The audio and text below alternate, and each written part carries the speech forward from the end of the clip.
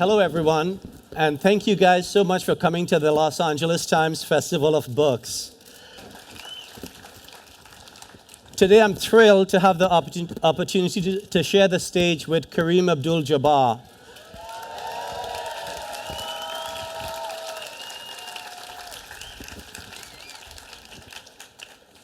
As a lifelong Laker fan, it's a really big thrill for me. People often don't realize that Kareem and I have a few things in common. Just stay with me and keep count. He's a 3-time NCAA champion, a 6-time NBA champion, a best-selling author many times over, and a recipient of the Presidential Medal of Freedom, who can trace his history back to Trinidad. I'm also from Trinidad. And I think we share the same hairstylist. If you keep in count, that's only 2 things we share for now. But seriously, Kareem is known in Los Angeles and around the world as a basketball legend. As a sophomore at UCLA, he scored 29 points a game on his way to the first of 3 I bet you know none of those claps are coming from Trojans there. On his way to the first of 3 NCAA titles. It is hard to imagine basketball without dunking. But by total coincidence, the NCAA banned dunking prior to the next season, a change referred to in basketball circles as the Lou Alcindor rule. This was a man so superior in his competition, they literally changed the laws of the game. Talk about being in a league of your own. But within his game, he went on to what many consider the greatest professional basketball career of all times. He won 6 NBA championships, 5 of them as a member of the Lakers, and was named MVP of the league a record 6 times.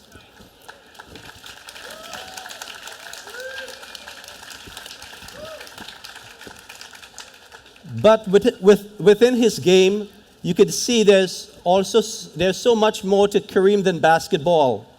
He was not the biggest or strongest player. His game was built on the highest levels of skill, forged from thousands of hours of practice, and an intellectual understanding of the game that transformed the position of center. Even as he reached the greatest heights basketball had to offer, he remained a student of the game. Athlete is only one aspect of who he is. In fact, he has spent far more of his life being a social critic and author.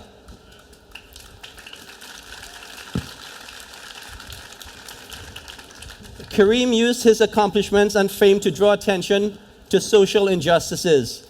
He boycotted the 1986 Olympics for unfair treatment of African Americans.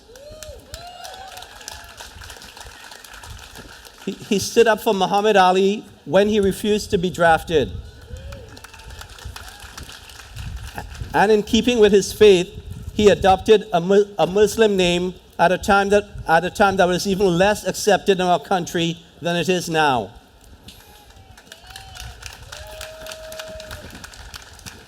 While Kareem sought to strengthen and improve his body through sports, he also fed and nourished his mind. As a rookie in the NBA, he read Sir Arthur Conan Doyle's stories of Sherlock Holmes. Kareem felt a connection to the world of Holmes and in 2015 published his own novel set in that world, Mycroft Holmes. Kareem has written fiction and non-fiction on topics ranging from the lost history of African Americans to the story of the 761st Tank Battalion in World War II. Maybe he'll talk about this later. He has a new book coming out, I hear, next month, which details his 50-year friendship with another basketball legend, the late John Wooden. He's here today to discuss, among other things, his excellent and timely book, which I hope you read, because I just did, called Writings on the Wall, Searching for New Equity in Black and White. one thing that struck me about this book, and we were talking about it backstage here, was Kareem's belief in the promise of the American Constitution and still in the American dream, and we'll get into that first. So we have a lot to cover, so let's start with that, Kareem. Welcome. Thank you very much.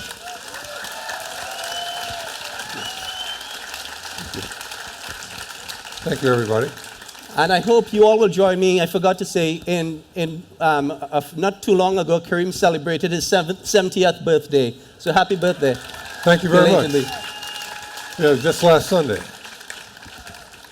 So Kareem, as I said, one of the things that struck me in this book is that so many of us are skeptical and cynical about the political system.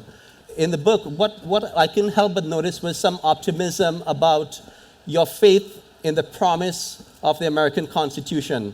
Can you elaborate on that? Why you think that there's hope for the country?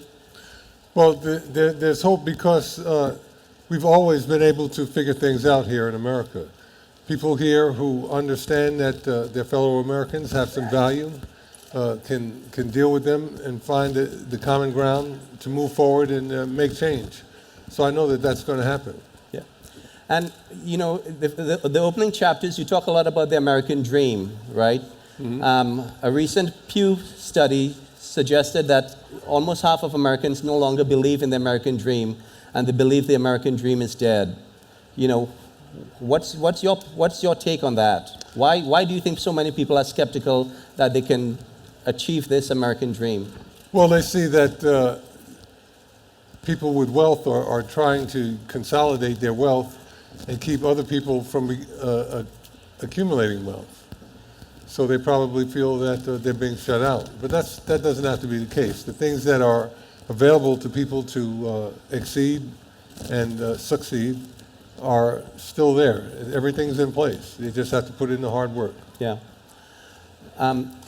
You just didn't write a book. You offered some prescriptions for Americans, including everyday citizens like you and me, and about what kind of action they need to take.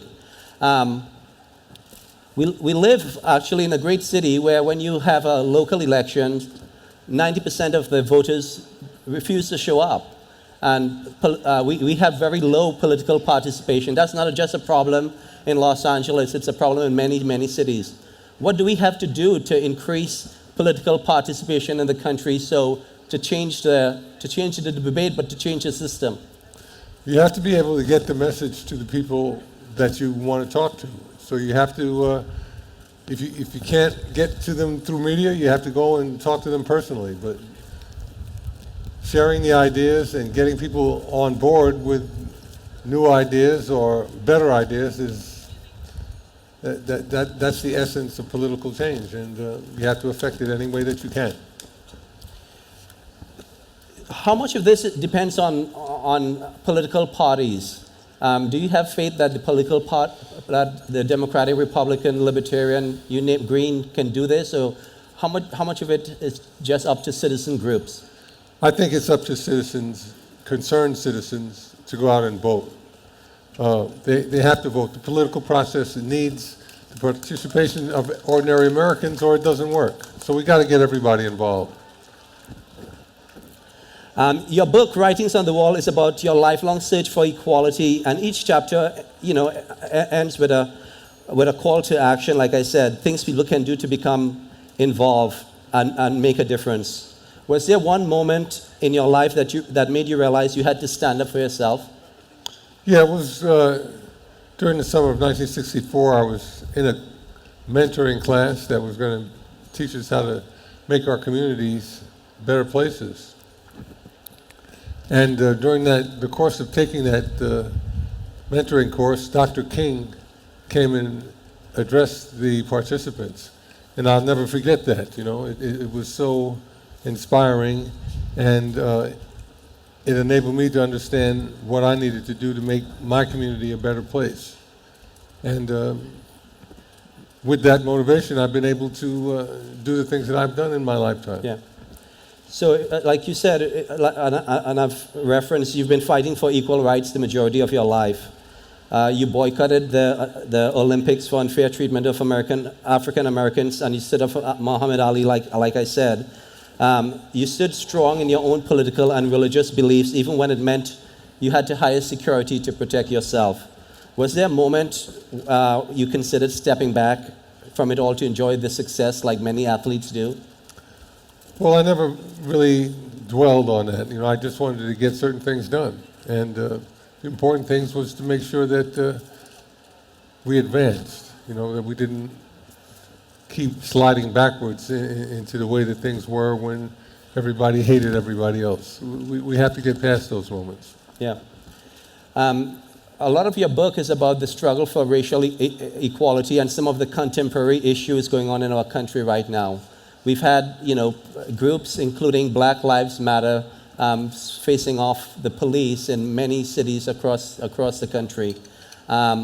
You have an interesting perspective of this coming from a family of police officers. I think your grandfather was a police officer in Trinidad? Yes. And your father was a police officer in New York? Yes. Can you tell us a little bit about how that shaped your opinion on race and policing issues and the clash between those cultures?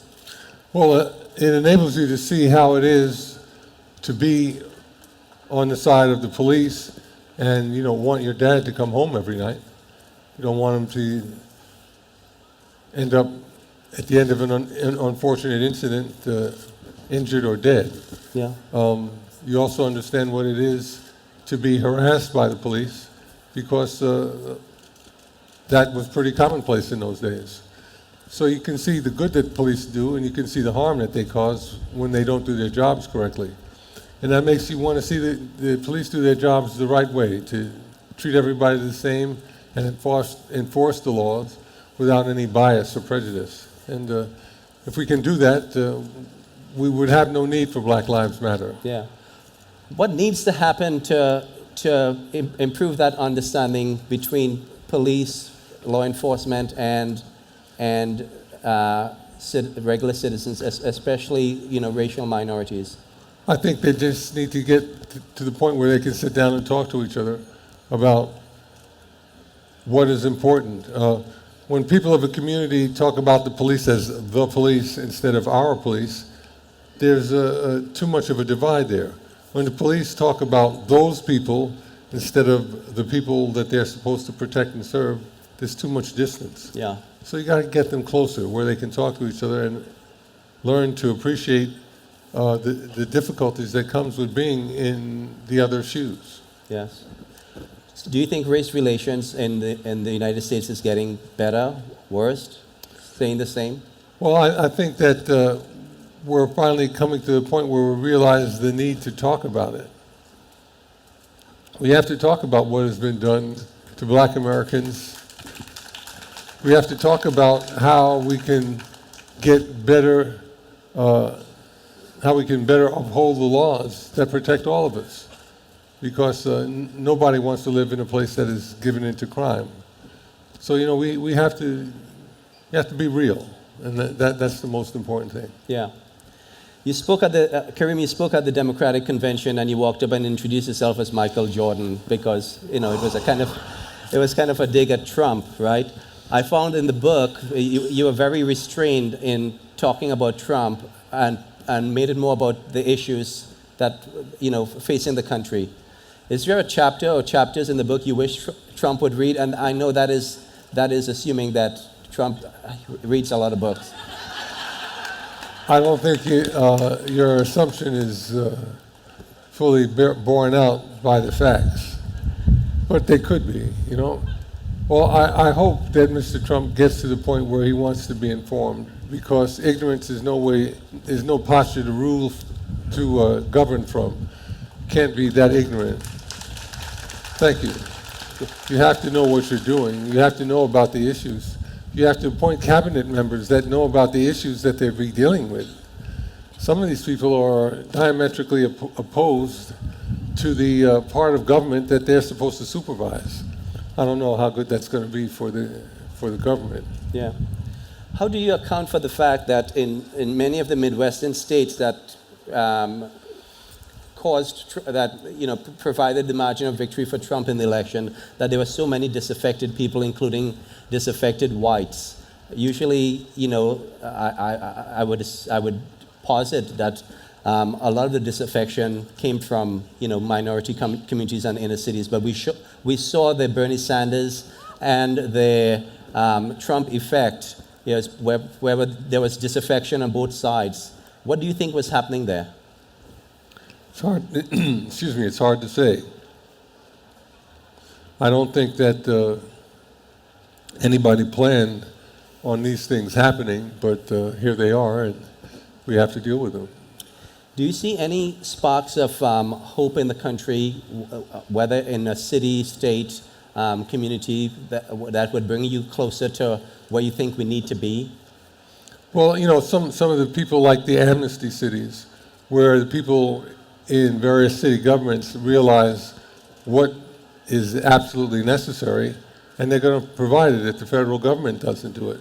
I think that's great, because governments are more powerful than just individuals, and that type of organization and power works very effectively for people who are disenfranchised.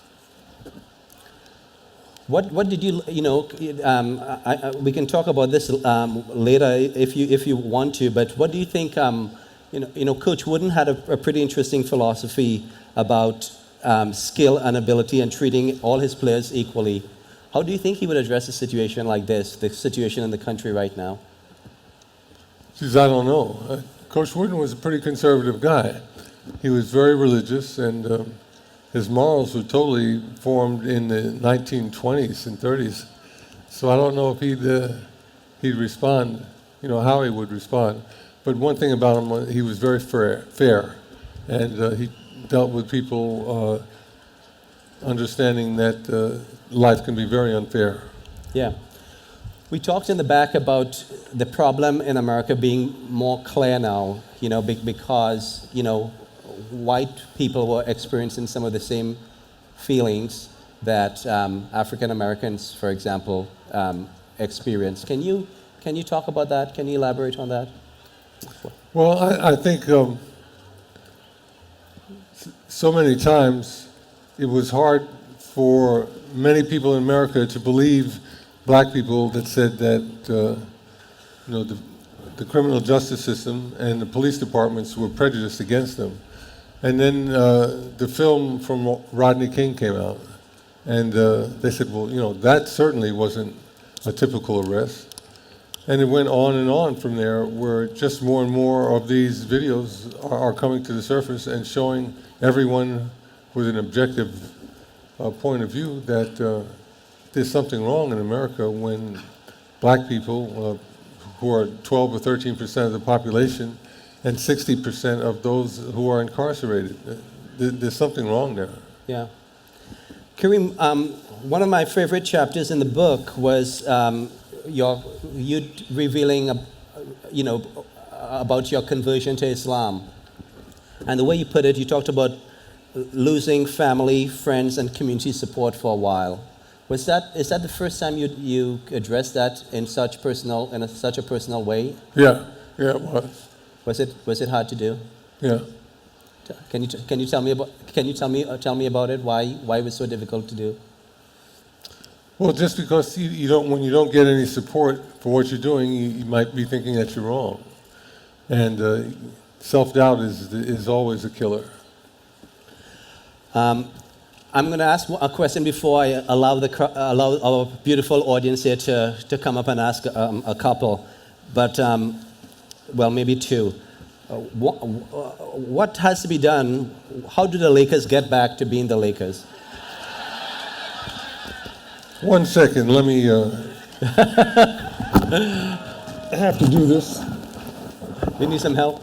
Yes, but I have to do it because I'm burning up here. Yeah. Forgot I was in Southern California. Yes.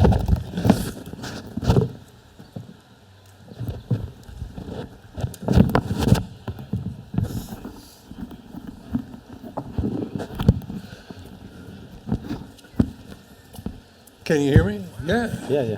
All right. Okay. So I think in order for the Lakers to get to be really good again, they're going to have to get lucky. Okay? Well, no, just think about how we got Magic. We traded Gail Goodrich to the New Orleans Jazz and got a first-round draft pick. 3 years later, the Jazz had moved to Utah and had come in last, and we got the very first draft pick. Now, that was total luck. No one could predict that. So it's going to be very hard for Magic Johnson, who has just taken over the Lakers. It's going to be hard for him to get back in that position. But that's what he needs to do. So he needs to stockpile draft picks, and he needs to make sure that the next really great studly ball player, like Kobe or LeBron or Elgin or Jerry West or Wilt or any of the other great Lakers. Oh, not about or Kareem. Well, I thought you wanted me to exclude myself.